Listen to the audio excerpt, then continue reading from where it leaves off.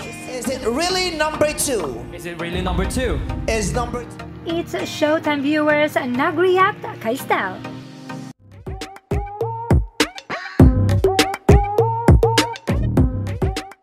Maraming casuals nga ang napareact sa guesting ni Stel sa It's Showtime and The Breadwinneries segment. One said, parang ang bait-bait nito ni Stel, no? Bukod sa hindi kanya titipirin sa talento niya, ramdam ko yung pagiging mabait niya at kita ko kung paano siya naapektuhan dun sa guest today.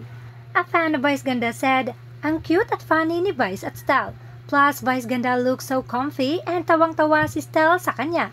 I think pwede magtandem, tama, mali. And here are more reactions from the casuals.